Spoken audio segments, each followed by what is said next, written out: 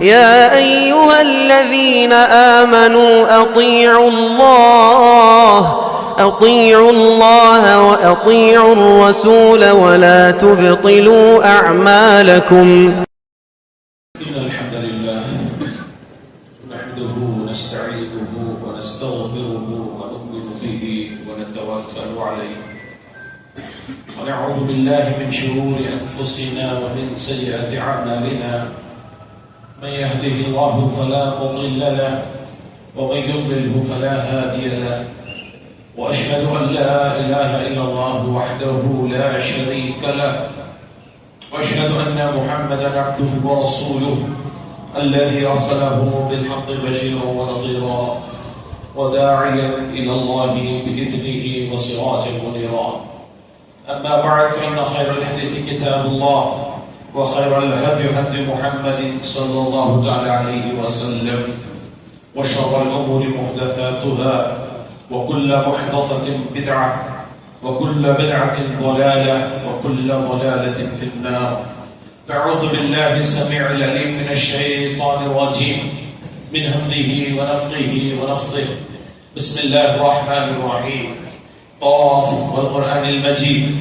بل عجبوا أن جاءهم منذر منهم فقال الكافرون هذا شيء عجيب أئذا متنا وكنا ترابا ذلك رجع بعيد قد علمنا ما تنقص الأرض منهم وعندنا كتاب حفيظ بل كذبوا بالحق لما جاءهم فهم في أمر مريج أفلم ينظروا إلى السماء فوقهم كيف بنيناها وزيناها وما لها من فروج والأرض مددناها وألقينا فيها رواسي وأنبتنا فيها من كل زوج بهيج تبصرة وذكرى لكل عبد منيب ونزلنا من السماء ماء مباركا فأنبتنا به جنات وحب الحصيد والنخل باسقات لها طلع نضيد رزقا للعباد وأحيينا به بلدة ميتا كذلك الخروج. قال الله تبارك وتعالى في القرآن المجيد والفرقان الحميد يا أيها المدثر قم فأنذر وربك فكبر وثيابك فطهر والرجز فاهجر.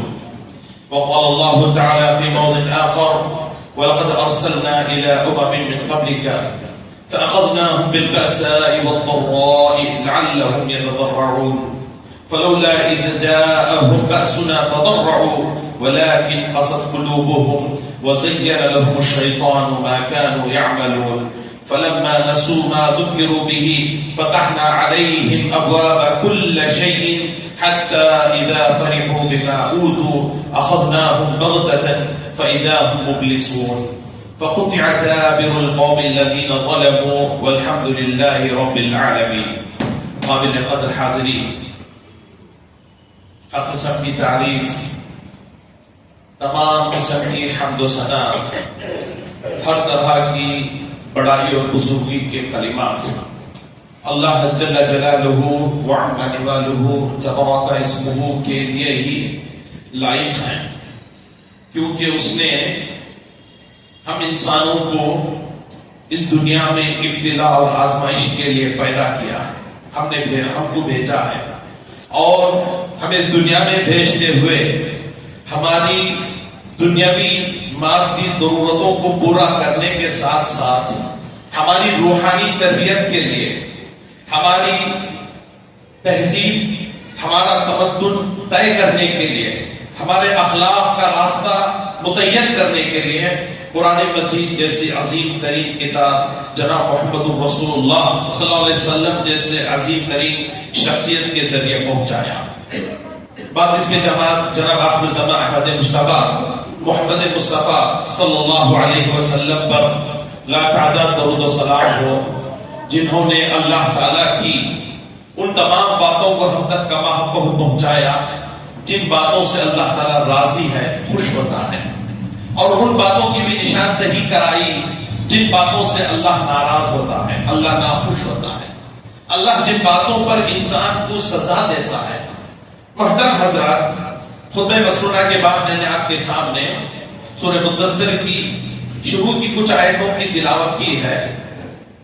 آیت کا ارشاد ہے، اللہ کا ارشاد ہے، یا ایھا المدثر، اے چادر اوڑھ کر سونے والے، قم فانذر، تم کھڑے ہو جاؤ اور لوگوں کو ڈراؤ، تم کھڑے ہو جاؤ لوگوں کو اللہ سے ڈراؤ، اللہ کے عذاب کے ڈر دکھلاؤ، وَرَبَّكَ فَكَبِّرْ، اور اپنے رب کی بڑائی بیان کرو، وَثِيَابَكَ فَطَهِّرْ، اور اپنے کپڑے کو پاک صاف کرو، وَالرُّجْزَ فَهْجُرْ، اور جو کچھ بھی گندی چیزیں معاشرے میں ہیں، گندے عقائد، گندے جرائم، گندے اخلاق، گندا کردار، ان تمام سے اپنے آپ کو پاک و صاف کر لو۔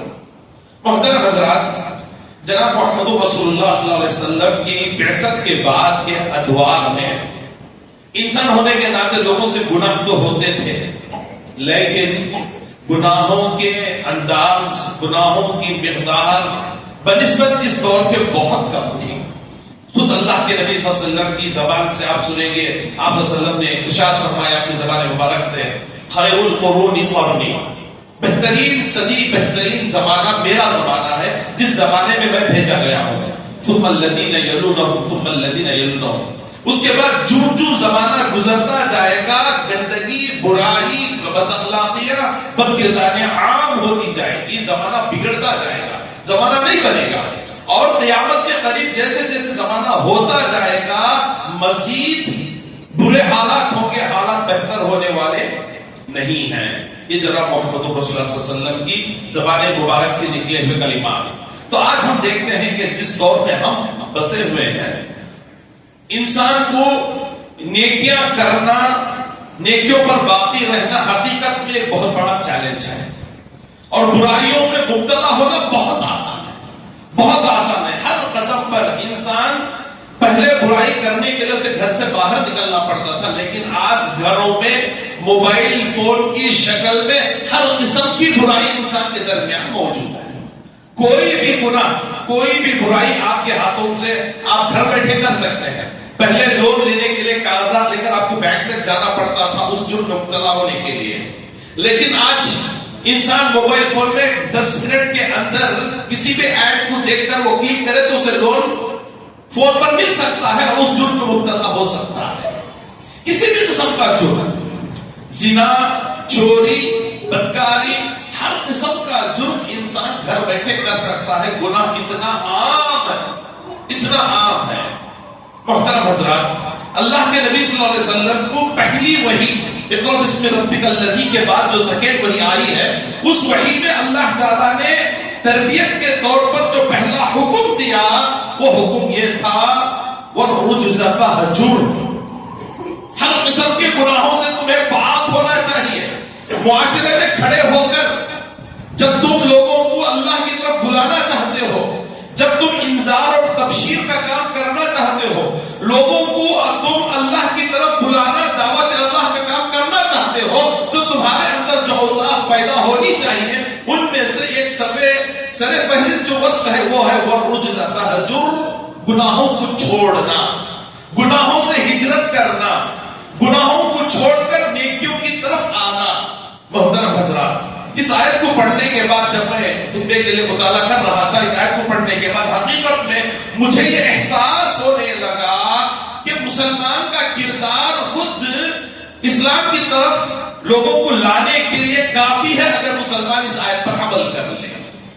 محترم حضرات، آج ہم ہر شہر، ہر ملک، ہر نگر، ہر ڈگر پر رسوا ہیں، ذلیل ہیں، ذلیل و خوار ہیں، وہ بے عزتی کی زندگی جو گزار رہے ہیں، اس کی سر فہرست جو وجہ ہے وہ ہے ہمارا اپنے بد اخلاقی میں مبتلا ہونا، گناہوں میں مبتلا ہونا۔ شریعت کو ہم نے صرف نمازوں اور روزوں کے حد تک محدود کر رکھا ہے، مساجد کے حد تک۔ مسجد سے باہر نکلنے کے بعد شریعت ہماری نہیں رہی، نہ ہمارے گھروں میں شریعت ہے، نہ ہمارے بازاروں میں شریعت ہے، نہ ہمارے کردار میں شریعت ہے، نہ ہمارے اعمال میں شریعت ہے۔ اللہ کے نبی کو یہ حکم ہوا ہے وَالرُّجْزَ فَهْجُرْ، کہ آپ بالکل ہجرت کر لیں، کس سے؟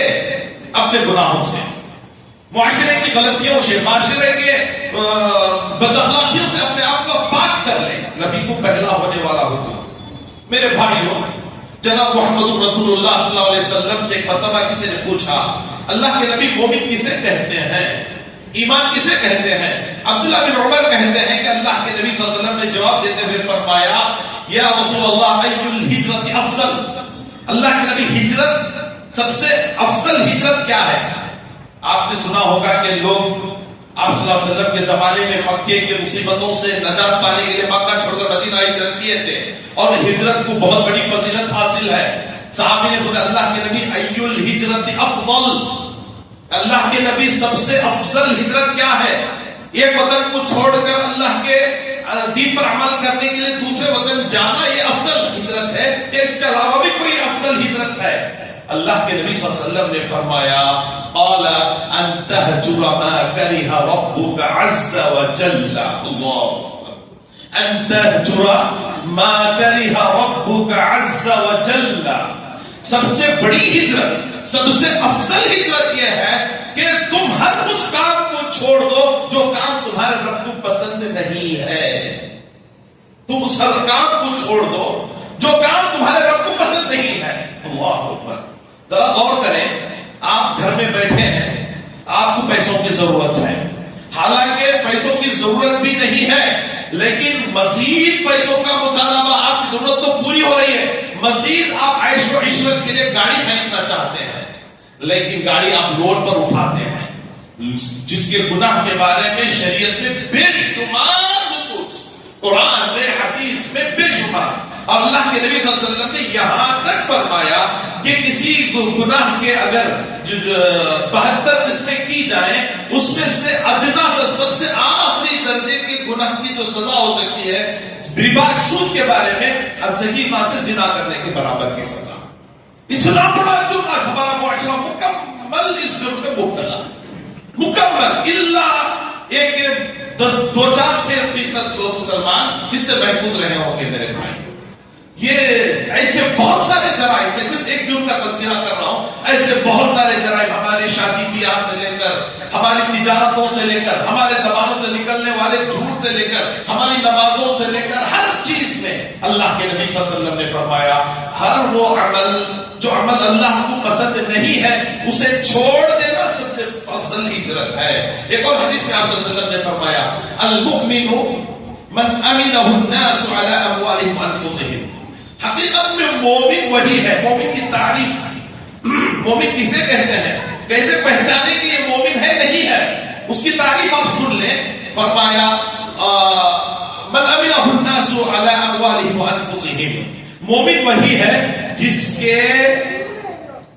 سے دوسرے لوگ، چاہے وہ مومن ہو کہ غیر مومن ہو، دوسرے لوگ، عام لوگ اس کے تعلق سے اپنے مال اور اپنے نفوس کے تعلق سے محفوظ ہوں، محفوظ اپنے آپ کو سمجھیں۔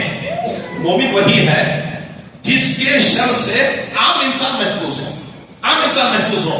مومن کو دیکھ کر لوگ یہ سمجھنے لگیں کہ یہ ہمیں دھوکہ نہیں دے گا، یہ ہم سے جھوٹ نہیں بولے گا، یہ ہمارا مال غصب نہیں کرے گا، یہ ہمارا مال نہیں لوٹے گا، یہ ہم سے چوری نہیں کرے گا، یہ ہمیں قتل نہیں کرے گا۔ مومن اسے کہتے ہیں جس سے دوسرے لوگ محفوظ ہوں۔ آگے فرمایا وَالْمُهَاجِرُ مَنْ هَجَرَ الْخَطَايَا وَالذُّنُوبَ، اور حقیقت میں ہجرت اسی کو کہتے ہیں کہ انسان اپنے گناہوں سے، اپنے خطاؤں سے، اپنے جرائم سے توبہ کرے اور انسان جرائم سے دور آئے، اسی کا نام اصل ہجرت ہے، اسی کا نام اصل ہجرت ہے کہ انسان اپنے گناہوں سے باز آئے۔ تو محترم حضرات، اصل ہجرت، اصل دین، اصل اسلام یہ گناہوں سے توبہ کرنے کا نام، گناہوں کو مبتلا نہ ہونے کا نام ہے۔ لیکن آج ہمارا معاشرہ بنسبت دوسرے لوگوں کے زیادہ بد اخلاق نظر آتا ہے، زیادہ بد کردار نظر آتا ہے، زیادہ ہمارا معاشرہ دھوکہ دینے والا نظر آتا ہے۔ محترم حضرات، میں آپ کے سامنے خطبہ مسئلہ کے بعد جو دوسری آیت میں نے پڑھی اس آیت کو پڑھ کر اس کا ترجمہ بتا دوں، شاید یہی آیت ہمارے تمام جرائم سے ہمیں توبہ کرنے کے لیے کافی ہوگی انشاءاللہ۔ آیت سنیں آپ، اللہ کا ارشاد ہے وَلَقَدْ أَرْسَلْنَا إِلَىٰ أُمَمٍ مِّن قَبْلِكَ فَأَخَذْنَاهُم بِالْبَأْسَاءِ وَالضَّرَّاءِ لَعَلَّهُمْ يَتَضَرَّعُونَ۔ اللہ نے یہاں پر اپنا ڈیفینیشن بتایا کہ دنیا کو میں کیسے چلاتا ہوں۔ اللہ نے بتایا وَلَقَدْ أَرْسَلْنَا فِي أُمَمٍ مِّن قَبْلِكَ فَأَخَذْنَاهُم بِالْبَأْسَاءِ وَالضَّرَّاءِ لَعَلَّهُمْ يَتَضَرَّعُونَ. جب کوئی انسان کو اللہ تعالیٰ گناہ میں دیکھتا ہے، غلطیوں میں دیکھتا ہے، معصیتوں میں دیکھتا ہے، اللہ ارشاد فرماتا ہے کہ ہم اسے بھوک اور بیماری، یہ دو چیزیں دیتے ہیں. بھوک اور بیماری، تکلیف، پریشانی اسے دیتے ہیں اور اس سے یہ امید رکھتے ہیں کہ اس بیماری اور بھوک کی تکلیف سے وہ اپنے گناہوں سے توبہ کرے، روئے، گڑ گڑائے اور ہمارے پاس پلٹ آئے، رجوع اللہ کرے، اپنے گناہوں سے معافی مانگے. یہ ہماری امید ہوتی ہے جب ہم اسے تکلیف دیتے ہیں، جب ہم اسے فقر و فاقہ میں مبتلا کرتے ہیں، بیماری میں مبتلا کرتے ہیں. لیکن ہوتا کیا ہے؟ فَلَوْلَا إِذْ جَاءَهُم بَأْسُنَا تَضَرَّعُوا. لیکن لوگ کرتے کیا ہیں؟ جب ہماری یہ پکڑ، ہماری یہ گرفت بھوک کی شکل میں، بیماری کی شکل میں ان کے پاس آتی ہے، یہ رونے اور گڑ گڑانے کے بجائے کرتے کیا ہے؟ ان کے دل سخت ہو جاتے ہیں. گناہ مسلسل کرتے کرتے، گناہوں پہ نہ رونے کی وجہ سے، گناہوں سے مغفرت نہ مانگنے کی وجہ سے، اللہ کے پاس رجوع نہ کرنے کی وجہ سے، گناہ پے در پے کرتے ہوئے ان کے دل بہت سخت ہو جاتے ہیں.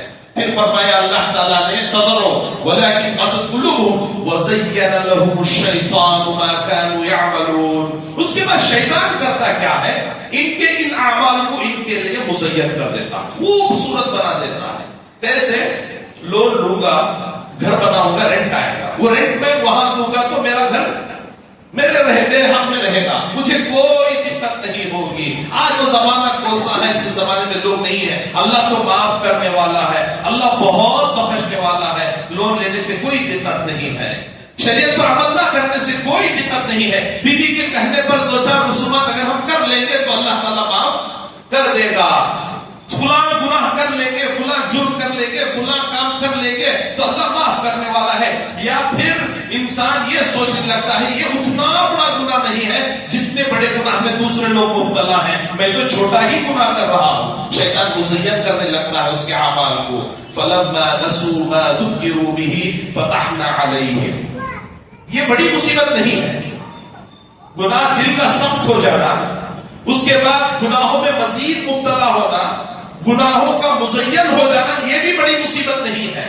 بلکہ اس سے بڑی مصیبت اللہ کی طرف سے آتی ہے مسلسل گناہوں پر عمل کرنے کی وجہ سے. وہ کیا مصیبت ہے؟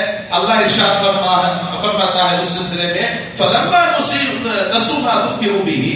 جب یہ لوگ ہماری نصیحتوں کو بھولنے لگتے ہیں، میرے بھیجے ہوئے فرسودہ لوگ، فرشتے، انبیاء، رسل، علماء، ائمہ جب ان کو نصیحت کرتے ہیں تو ان کی نصیحتوں پر جو نہیں رہتی، یہ لوگ نصیحت جب قبول نہیں کرتے تو میں کیا کرتا ہوں؟ فتحنا علیہم ابواب کل شیء. اللہ اکبر.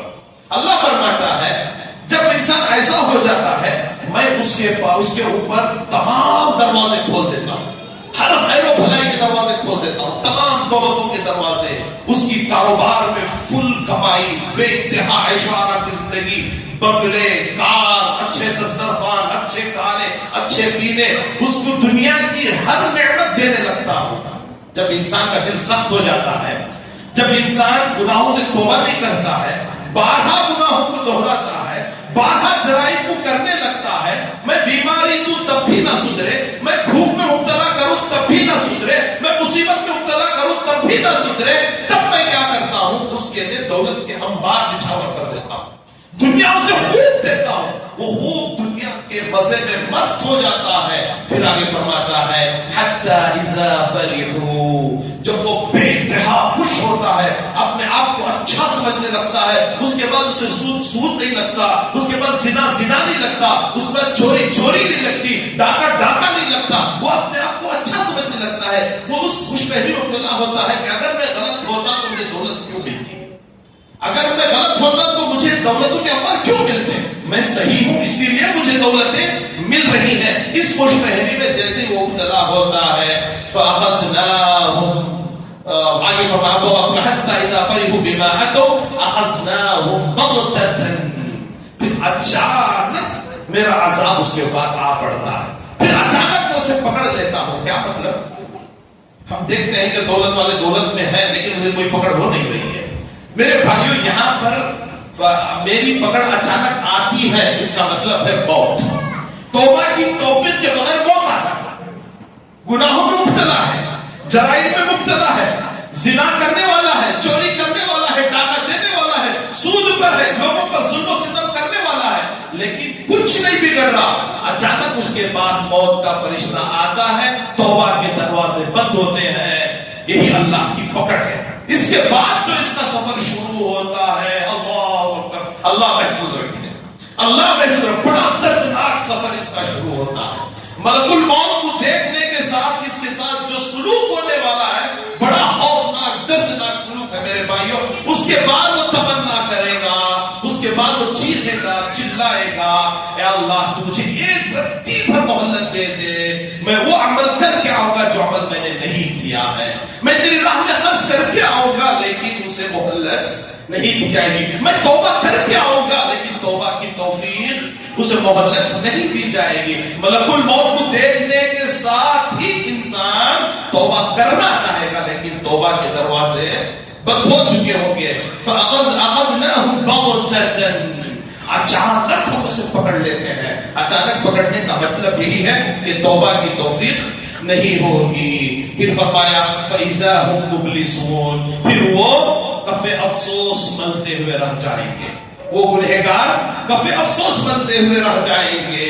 محترم حضرت، حضرت عمر بن خطاب رضی اللہ تعالی عنہ کے بارے میں آتا ہے کہ ایک مرتبہ حضرت عمر بن خطاب رضی اللہ تعالی عنہ کے پاس کسرا فتح کرنے کے بعد، کسرا اس وقت کی سپر پاور طاقت، اسے شکست دے کر اسے فتح کرنے کے بعد مال غنیمت کے انبار حضرت عمر کے سامنے رکھے گئے. حضرت عمر رضی اللہ تعالی عنہ نے جیسے ہی مالوں کو دیکھا، اس دولت کو دیکھا، فوراً کہا اللہم انی اعوذ بک ان اکون مستدرجا. اللہ اکبر. اللہم انی اعوذ بک ان اکون مستدرجا. اللہ میں اس بات سے پناہ چاہتا ہوں کہ کہیں تو مجھے مہلت نہ دے رہا ہو، تو مجھے ڈھیل نہ دے رہا ہو گناہوں کو کرنے کی. اللہ میں اپنے آپ پر شرمندہ ہوں کہ میں اتنے قابل نہیں ہوں کہ اتنے انبار دیکھ سکوں. یہ دولتیں دیکھ کر مجھے ڈر ہو رہا ہے کہ کہیں میں ان لوگوں میں سے نہ ہو جاؤں جن کو تو ڈھیل دے رہا ہو گناہوں کو مزید انجام دینے کے لیے. اللہ بہت عمر رضی اللہ عنہ کا خوف.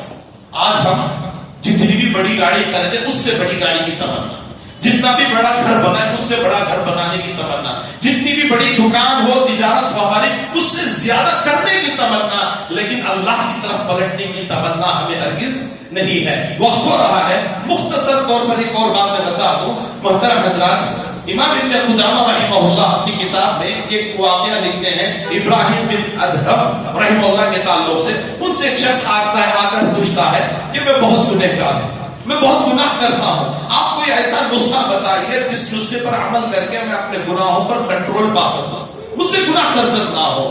تو انہوں نے کہا کہ دیکھو میرا ایک نسخہ ہے جس پر میں عمل کرتا ہوں، اس پر تم بھی عمل کر لینا. بتایا کیا نسخہ ہے؟ پوچھا 5 عمل ہیں جن پر عمل کر لو تو تم گناہ نہیں کر پاؤ گے. فرمایا سب سے پہلا عمل، جب تم گناہ کا ارادہ کرو تو یہ سوچ لو کہ اللہ میں تیری نافرمانی جب کر رہا ہوں تو تیرا رزق نہیں کھاؤں گا. اللہ کا رزق کھائے بغیر گناہ کر سکتے ہو. جب اللہ کے رزق کو کھائے بغیر گناہ نہیں کر سکتے، اللہ کی نافرمانی نہیں کر سکتے، تو اس کا رزق کھا کر اس کی نافرمانی کیوں کرنا؟ لہذا جب میں یہ سوچ رہا ہوں کہ میں جس کا رزق کھا رہا ہوں اس کی مخالفت کروں، مجھ سے یہ گناہ رک جاتا ہے. دوسرا، میں جب یہ سوچتا ہوں کہ جس کی میں نافرمانی کر رہا ہوں اس کے زمین پر میں نہ رہوں، اس کی زمین پر میں نہ رہوں کہ جس کی میں نافرمانی کر رہا ہوں. اب میں جہاں بھی جاتا ہوں اسی کی زمین پاتا ہوں. جہاں بھی جاتا ہوں، چاہے وہ شراب خانہ ہو، جوا خانہ ہو، مسجد ہو، جہاں بھی جائے ہر جگہ اللہ تعالیٰ ہی کی زمین ہے، لہذا میں گناہوں سے بچ جاتا ہوں. تیسری جو وجہ ہے کہ جب میں یہ دیکھتا ہوں کہ اللہ تعالیٰ کی نافرمانی مجھے کرنی پڑ رہی ہے تو میں دیکھتا ہوں کہ اللہ تعالیٰ کا فرشتہ ملک الموت اگر میرے پاس آ جائے تو کیا میں اس سے مہلت مانگ سکتا ہوں کہ میں توبہ کر لوں گا پھر میری روح نکالنا؟ جب مجھے یہ مہلت ملتی نہیں ہے تو میں گناہ کیوں کروں گا؟ میں نافرمانی اللہ کی کیوں کروں کہ جب میں نافرمانی کر لوں اور میرے موت کا وقت آ جائے اور مجھے توبہ کی یہ مہلت نہ ملتی نصیب ہو. تو محترم حضرات پتہ یہ چلا کہ اللہ تعالیٰ کا کھا کر, اللہ کی زمین میں رہ کر, اللہ تعالیٰ کی دی نعمتوں کو استعمال کرنے کے بعد اللہ کی نافرمانی کرنا بہت بڑا جرم ہے. لہذا ہمیں چاہیے کہ ہم اپنے گناہوں پر کنٹرول کریں, اپنے نفسانی خواہشات پر کنٹرول کریں. جو انسان نفسانی خواہشات پر کنٹرول کر نہیں سکتا وہ انسان گویا کہ اپنے نفس کو اپنا رب بناتا ہے, اپنا خدا بناتا ہے. یہاں تک قرآن نے فرمایا کہ آپ ان لوگوں کی اتباع و پیروی نہ کریں جو لوگ اپنے نفس کو اپنا خدا بناتے ہیں, یعنی اللہ کی نافرمانی کرتے ہوئے مکمل اپنے نفسانی خواہشات کی تابعداری پیروی کرنے کو اللہ نے قرآن مجید میں اللہ کے علاوہ نفس کی عبادت کرنے کو قرار دیا ہے. نفس کی پوجا ہے, اپنے نفس کی پوجا ہے. لہذا محترم حضرات ہمیں اللہ تعالیٰ سے دعا ہے کہ اللہ تعالیٰ ہم تمام کو اپنے گناہوں سے توبہ کرنے کی توفیق نصیب فرمائے. اللہ تعالیٰ ہمارے معاشرے کو گناہوں سے, اور بڑے خاص طور وہ بڑے گناہ جن کو ہم اچھا سمجھتے ہیں, جن کو ہم چھوٹا اور معمولی سمجھتے ہیں, اور اللہ تعالیٰ ہمیں مہلت دے رہا ہو, ایسے گناہوں سے اللہ ہمیں توبہ کی توفیق نصیب فرمائے. اللہ تعالیٰ ہمیں جنت الفردوس میں جگہ نصیب فرمائے. اللہ جہنم کی آگ سے محفوظ رکھے, قبر کے عذاب سے اللہ محفوظ رکھے. اللہ ہمارے تمام مسلمان بھائی بہنوں کی جان, ایمان, عزت, آبرو کی حفاظت فرمائے. آمین وآخر دعوانا الحمدللہ رب العالمین.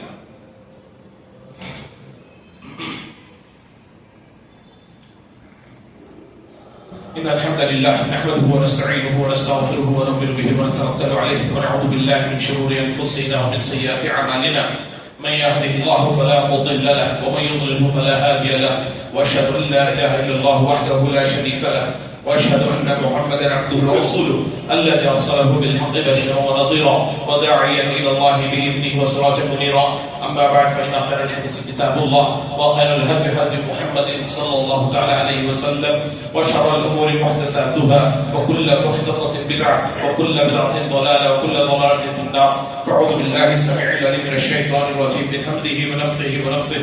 إن الله وملائكته يصلون على النبي يا أيها الذين آمنوا صلوا عليه وسلموا تسليما. اللهم صل على محمد وعلى آل محمد كما صليت على إبراهيم وعلى آل إبراهيم إنك حميد مجيد. اللهم بارك على محمد وعلى آل محمد كما باركت على إبراهيم وعلى آل إبراهيم إنك حميد مجيد. إن الله يأمركم بالعدل والإحسان وإيتاء ذي القربى وينهى عن الفحشاء والمنكر والبغي يعظكم لعلكم تذكرون. اذكروا الله يذكركم وادعوه يستجب لكم ولذكر الله تعالى أهم وأجل وأكبر. قوموا إلى الصلاة.